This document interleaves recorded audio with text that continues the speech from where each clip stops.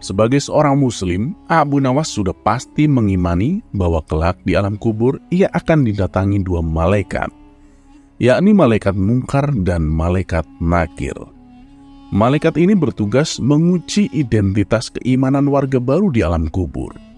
Pertanyaan yang diajukan malaikat itu mestinya tidak sulit, karena semua muslim sudah mendapat bocorannya. Ada 6 soal yang ditanyakan malaikat itu. Man robuka, siapa Tuhanmu? Ma dinuka, apa agamamu? Man nabiyuka, siapa nabimu? Ma kitabuka, apa kitabmu? Aina kiblatuka, di mana kiblatmu? Man ikhwanuka, siapa saudaramu?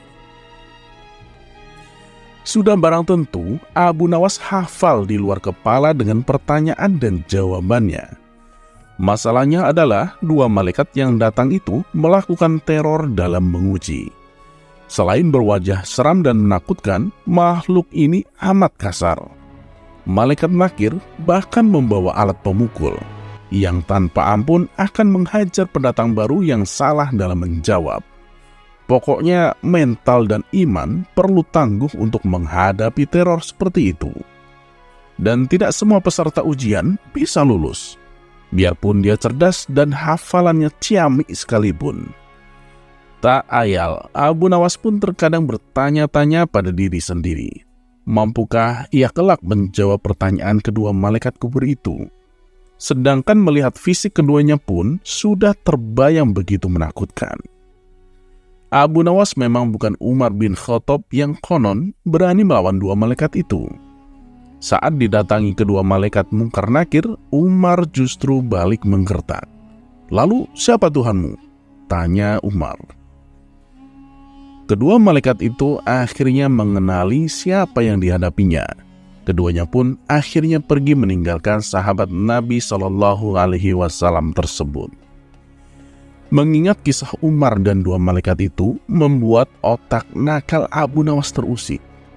Tak ada cara lain, pikirnya. Abu Nawas menyadari bahwa dirinya tak sebanding dengan Umar bin Khattab. Itu sebabnya ia mesti mencari jalan lain, jalan mengelabui dua malaikat tersebut.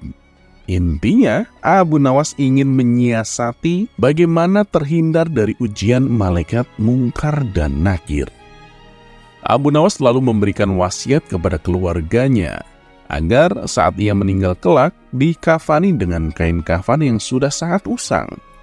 Keluarganya tentu saja bertanya-tanya, "Wasiat kok aneh begitu?" celetuk sang istri. Abu Nawas tak banyak komentar. "Sudah, pokoknya lakukan saja apa yang aku katakan," katanya dengan tegas. Benar saja, tiba saat Abu Nawas meninggal, istrinya pun menjalankan wasiat itu, mencarikan kain kafan lusuh untuk membungkus jenazahnya. Sesaat setelah Abu Nawas dikuburkan, datanglah dua malaikat, Munkar sebagai malaikat penanya di alam kubur, dan malaikat Nakir yang bertugas sebagai pemberi siksa kubur. Kedua malaikat itu siap memberikan pertanyaan kepada Abu Nawas. Hanya saja, sebelum malaikat Munkar menjalankan tugasnya, ia terheran-heran melihat kain kafan Abu Nawas. Ini penghuni lama," celetuk malaikat Munkar. "Coba lihat, kafannya aja sudah lusuh," lanjutnya. "Tapi ini tanahnya galian baru," bantah malaikat Nakir meragukan. Kedua malaikat ini pun ragu. Keduanya saling adu pendapat. Satu malaikat yakin kalau ini adalah mayat baru. Yang satunya meragukan lubang kubur yang mereka datangi ini dimasuki penghuni baru. Setelah berdebat cukup lama, kedua malaikat memutuskan tetap menanyai Abu Nawas. "Siapa Tuhanmu?" ujar sang malaikat kepada Abu Nawas dengan suara menggelegar. Abu Nawas benar-benar ketakutan, maka ia pun tak langsung menjawab. Setelah hening sesaat, Abu Nawas menyahut, "Apa kalian tidak salah alamat? Lihat, kain kafanku ini kan sudah usang. Berarti aku ini penghuni lama, ya kan?" Kedua malaikat terdiam. mereka memandangi Abu Nawas di sekujur tubuhnya. Memang kain kafan yang dipakainya sangat usang, namun tanahnya masih baru. Keduanya pun bertanya-tanya, apa mereka sedang dikibuli? Cerita berikutnya.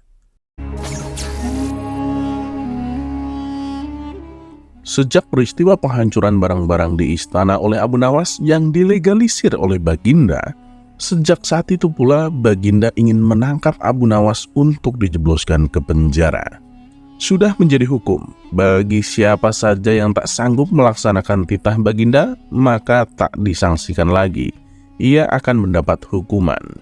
Baginda Raja tahu Abu Nawas amat takut kepada beruang. Suatu hari, Baginda Raja memerintahkan prajuritnya menjemput Abu Nawas agar bergabung dengan rombongan Baginda Raja Harun Ar-Rasyid berburu beruang. Abu Nawas merasa takut dan gemetar, tapi ia tak berani menolak perintah Baginda Raja. Dalam perjalanan menuju hutan, tiba-tiba cuaca yang cerah berubah menjadi mendung. Baginda Raja memanggil Abu Nawas. Dengan penuh rasa hormat, Abu Nawas mendekati Baginda Raja. "Tahukah kamu mengapa engkau aku panggil?" tanya Baginda Raja tanpa sedikit pun senyum di wajahnya. "Ampun tuanku, hamba belum tahu," kata Abu Nawas. "Kamu pasti tahu bahwa sebentar lagi akan turun hujan. Hutan masih jauh dari sini. Kamu kuberi kuda yang lamban, sedangkan aku dan para pengawal-pengawalku akan menunggang kuda yang cepat. Nanti pada waktu santap siang, kita berkumpul di tempat peristirahatanku. Bila hujan turun, kita harus menghindarinya dengan cara kita masing-masing, agar pakaian kita tetap kering. Sekarang kita berbencar," Baginda Raja menjelaskan. Kemudian Baginda dan rombongan mulai bergerak. Abu Nawas kini tahu Baginda akan menjebaknya. Ia harus mencari akal. Dan ketika Abu Nawas sedang berpikir, tiba-tiba hujan turun. Begitu hujan turun, Baginda dan rombongan segera memacu kuda untuk mencapai tempat perlindungan yang terdekat. Tapi karena derasnya hujan, Baginda Raja dan pengawalnya basah kuyup. Ketika santap siang tiba, Baginda Raja segera menuju tempat peristirahatan. Belum sempat baju Baginda Raja dan para pengawalnya kering, Abu Nawas datang dengan menunggang kuda yang lamban. Baginda Raja dan para pengawal terperangah karena baju Abu Nawas tak basah. Padahal dengan kuda yang paling cepat pun tak dapat mencapai tempat berlindung yang terdekat. Pada hari kedua, Abu Nawas diberi kuda yang cepat yang kemarin ditunggangi Baginda Raja. Kini Baginda dan para pengawal-pengawalnya mengendarai kuda-kuda yang lamban.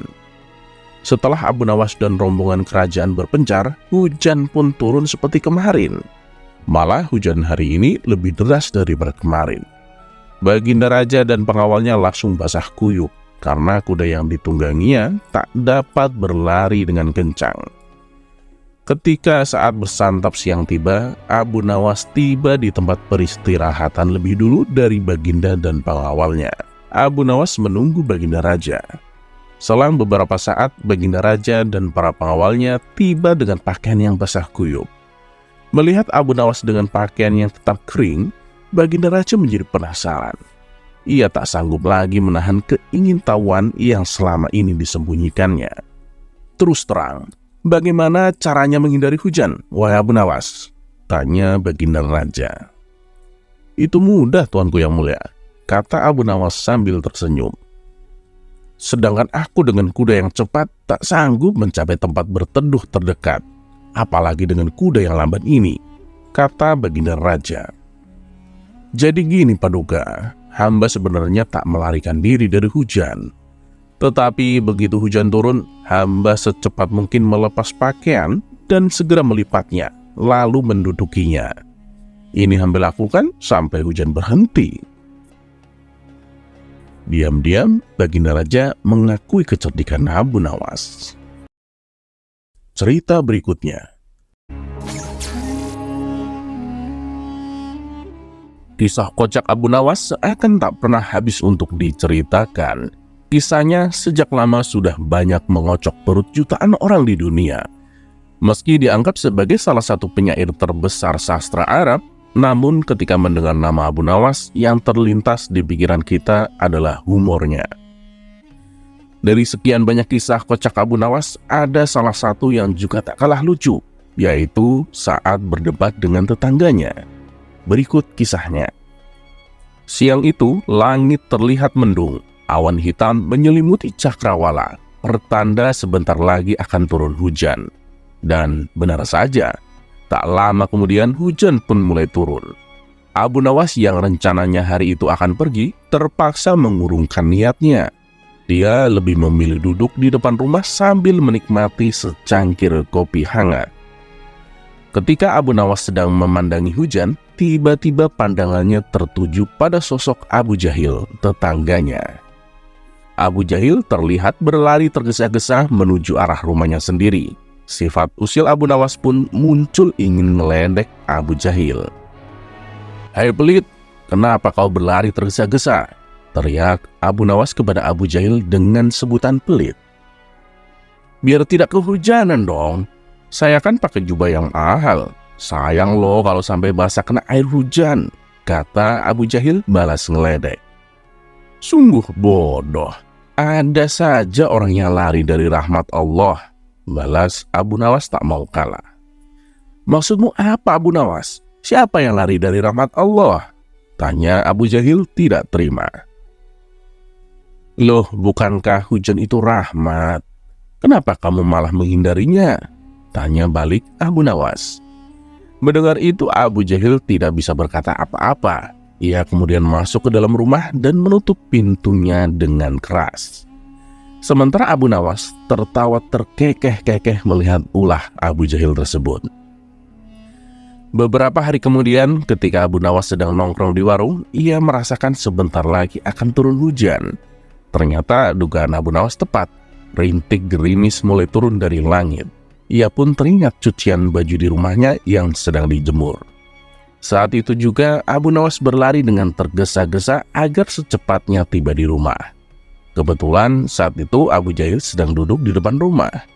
Melihat Abu Nawas yang berlari tergesa-gesa di tengah gerimis, Abu Jahil berteriak kepadanya. Abu Nawas, apakah kau lupa dengan tempo hari? Jangan lari dari rahmat Allah. Jangan pula menghindarinya," kata Abu Jahil ngeledek Abu Nawas. Mendengar teriakan itu, Abu Nawas pun kaget dan merasa kata-katanya tempo hari dibuat serangan oleh Abu Jahil. Namun, Abu Nawas yang cerdas dan cerdik tentu tak kehilangan akal untuk memberikan jawaban. "Siapa yang lari dari rahmat Allah? Justru aku menghormatinya. Aku lari tergesa-gesa agar tidak menginjak rahmat Allah dengan kakiku," balas Abu Nawas. Mendengar jawaban tersebut, muka Abu Jahil menjadi kecut. Niatnya mau ngeledek, malah ia sendiri yang kembali kena. "Kurang ajar Abu Nawas, ada saja jawabannya," batin Abu Jahil menahan emosi. Setelah Abu Nawas mengambil jemuran bajunya, ia duduk di depan rumah sambil memakan daging kambing. Ternyata Abu Jahil masih duduk di depan rumahnya sendiri. Melihat Abu Nawas makan daging kambing, Abu Jahil kembali meledek. "Hei Abu Nawas, jangan kebanyakan makan daging kambing. Nanti cepat terkena darah tinggi," teriak Abu Jahil. "Ya saya kira Allah lebih tahulah mana yang sedang terkena penyakit darah tinggi," balas Abu Nawas cengengesan. Jawaban itu diungkapkan Abu Nawas karena dia mengerti bahwa Abu Jahil masih emosi gara-gara jawabannya tentang hujan. Jawaban Abu Nawas tersebut spontan membuat Abu Jahil bertambah emosi. Ia pun langsung masuk ke dalam rumah dan kembali menutup pintunya dengan keras.